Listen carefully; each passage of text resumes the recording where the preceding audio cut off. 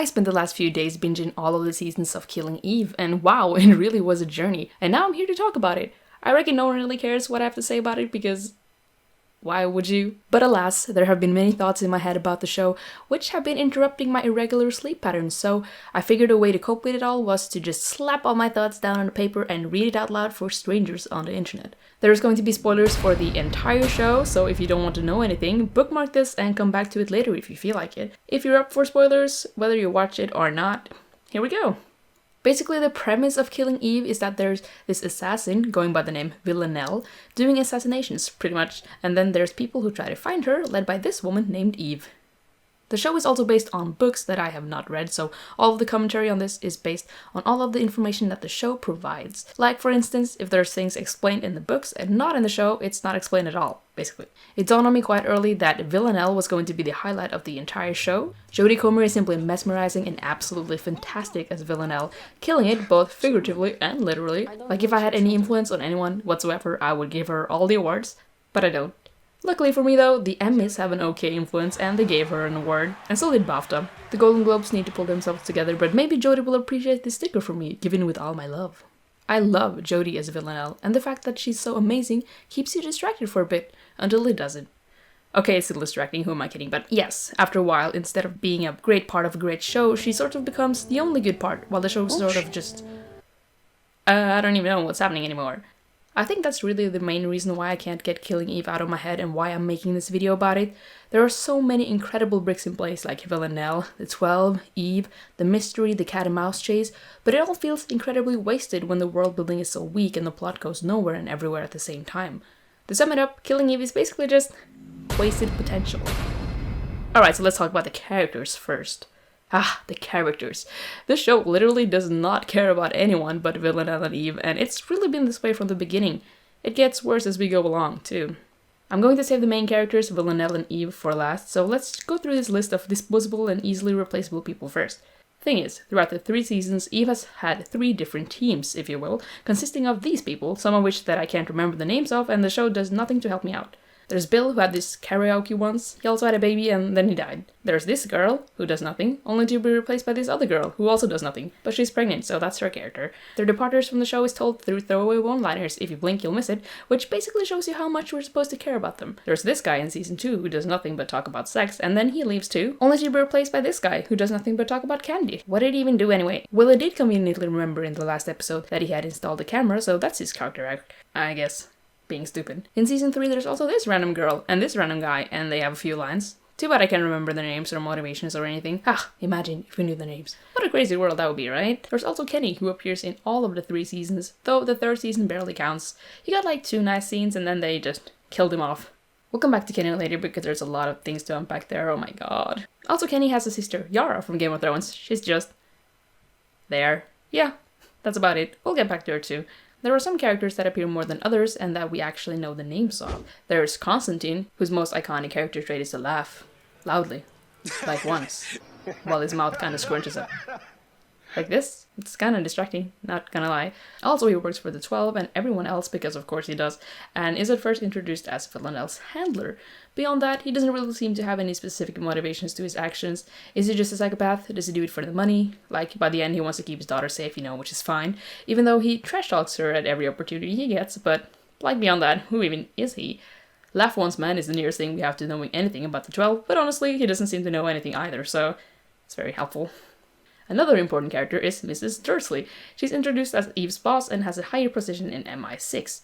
Also, side note, I read this from her bio on Fandom, and apparently, as a young agent on the ground in Moscow in the 80s, she cultivated one of MI6's most valuable assets and has since saved the world at least 3 times. What?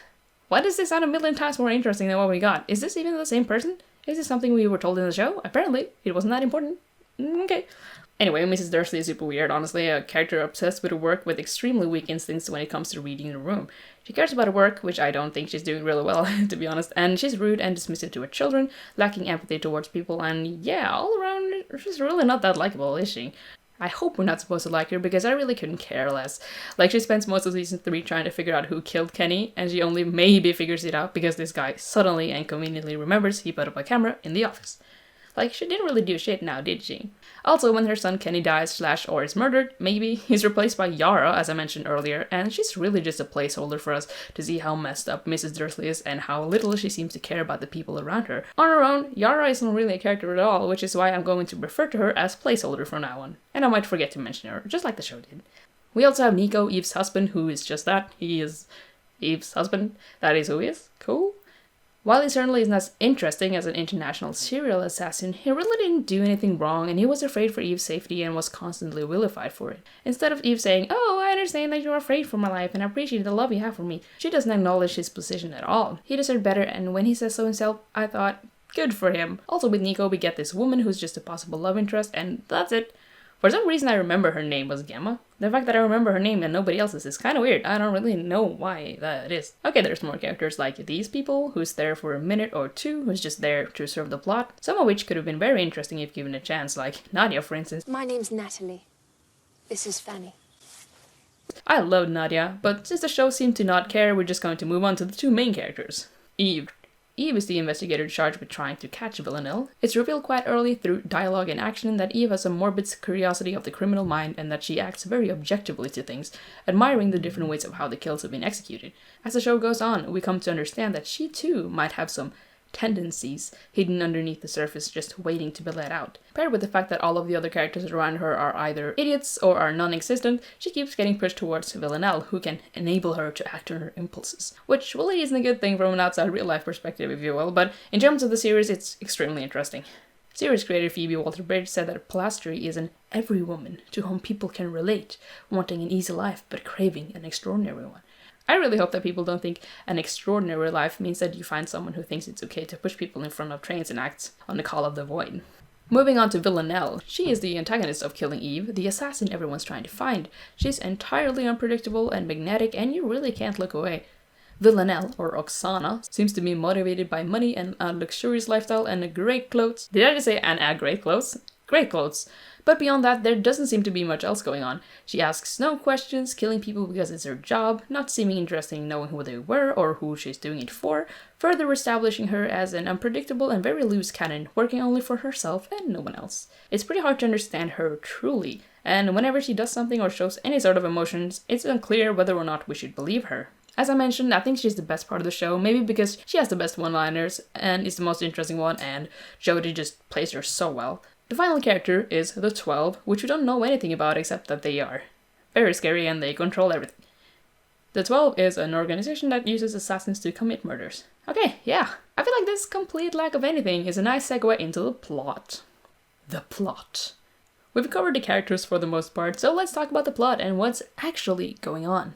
In addition to Eve trying to catch Villanelle, there are other powers in play as well, like the mysterious organization, the 12. So mysterious are they that even the show doesn't seem to know who they are. After 3 seasons, the absolute lack of anything is becoming quite apparent, and honestly a bit annoying too, not gonna lie. Whenever the 12 is mentioned, they're just so much bigger than everyone, and they control everything. This is like the most generic villain story you could possibly think of. We're introduced to a few new characters who are of higher rank on the 12 ladder, but that is the only thing they are, and it doesn't lead us any closer to figuring out who the 12 are. They're just random people with no connections to anyone that we know of. Mrs. Dursley shoots one of the people working for the 12 in the final episode of season 3 for some reason. Maybe because he had information on the 12, and the characters can't know what that might be because the writers themselves don't know what that is yet. Up to this point, it's always been like, the 12 is coming for you, but like, what even are they? They 12 what? At this point, it's just stupid having characters spawn out of nowhere claiming to be working for the 12 if it leads us nowhere. As scary as the 12 are, they're also quite useless sometimes, like Villanelle literally kills 2 of her handlers and then the 12 are coming for her too, which could lead into a storyline of her going rogue, having no allegiances anywhere, hunted by everyone, the prospect of which sounds super interesting until the 12 decide to just don't. And she gets a job and a promotion and becomes a keeper? A keeper of what? A goalkeeper? This also highlights the show's extreme lack of any consequence. It's just a whole bunch of events happening after each other, which more often than not are treated as not being connected. Like, this thing happens and now it's over, moving on to the next thing. Here's some of them. The Ghost. In season 2, a mysterious new threat appears, killing cleanly and almost in a nice way. At first it was implied that she might have been hired by the 12 as competition for Villanelle, showing us that she might be indisposable too, building a threat towards Villanelle herself. In retrospect, that would be so much more interesting than what we actually got. Also, the entire Peel storyline went nowhere, or it was a setup for Villanelle to be hunted by both the 12 and MI6, but as I said earlier, she got promoted by the 12 and became a goalkeeper not too long later, so that didn't matter much now, did it? There was also this other thing that Aaron Peel kills people too, that's not important, and he can spy on literally everyone, but I believe it's said that he's not the first person to weaponize information, so it's fine, or something along those lines. So, that's fine. Maybe they could use this weapon to find out who the 12 are, but that would be too easy. Also, his security guards suck. Also, this ghost lady, did they just leave her in the random trafficking container in the woods?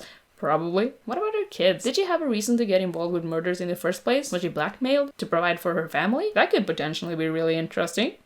Or not, who knows and who cares, am I right? And then there's the entire matter of Kenny's death, which was infuriating. It just turned out pointless in the end, really, as it really didn't change or do anything. In terms of the plot, Kenny could have just done like all the other people and just up and disappeared somewhere, and it wouldn't have made that much of a difference. It did bring Eve back to work after being shot at least. Also, Eve got shot, and the direct result of that was also just provided in a throwaway line. The fact that she got gunned down in the end of season 2 doesn't really seem to matter in season 3. It doesn't seem to affect her much at all, really. Maybe a bit physically in the beginning, and not at all mentally. Also, she killed a guy with an axe of all things, bloody and messy, but hey, bygones be bygones. Okay, back to Kenny's death. First of all, this show giving him more lines and screen time in the episode which ends with his death than he had in all of the previous ones up to that point is kinda disrespectful. We really don't know much about him either, except that he can hack really well and he wears shorts all the time for some reason. I wonder what that reason is. That would be interesting, right? Anyways, the episode ends with him falling to his death from the roof on the building where he worked, and the question is, did he fall off or was he murdered? Mrs. Dursley spends the entirety of the season trying to figure this out, and she gets a clue in the very last episode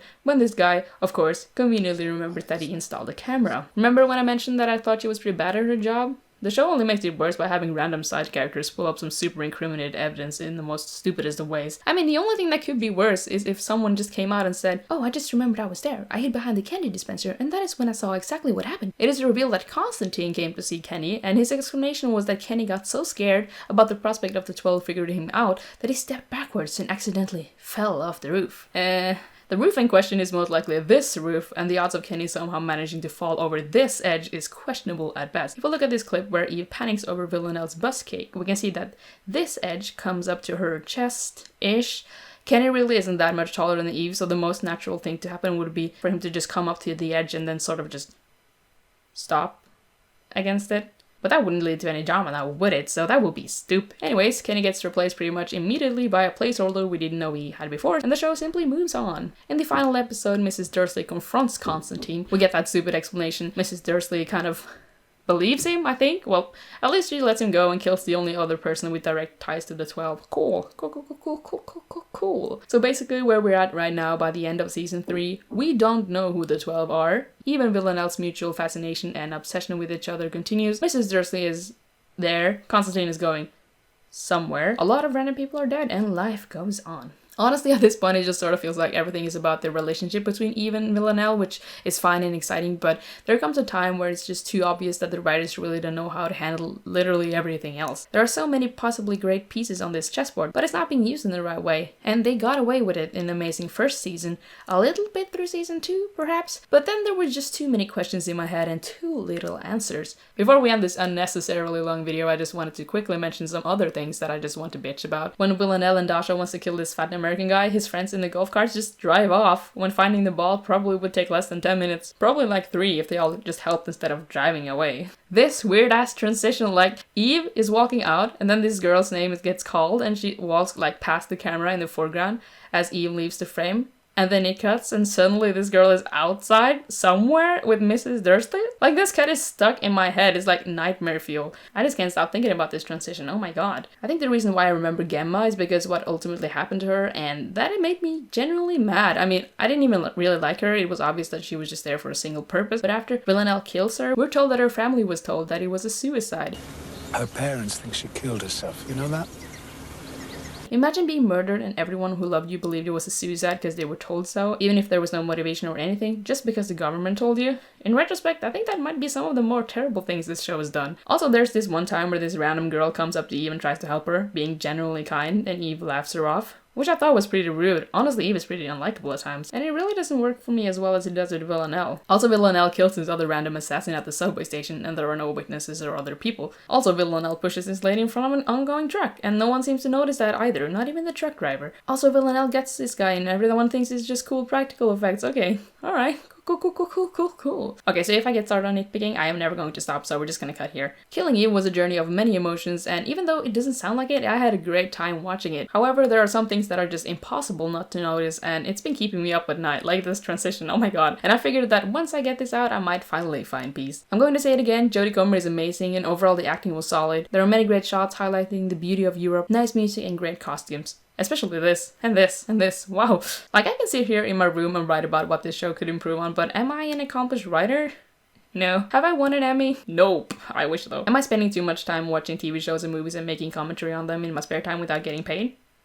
Yes. This is just my thoughts on everything, and it would be super fun if you have some thoughts about Killing Eve too. There's going to be a 4th season, so I really hope to see some of these things addressed in the future. Leave a comment down below if you have any input on the points I brought up. If you want to bring up something yourself, everything and anything, drop it in the comments and let's talk about it. Thank you so much for watching, and I hope to see you around in the future. Bye bye!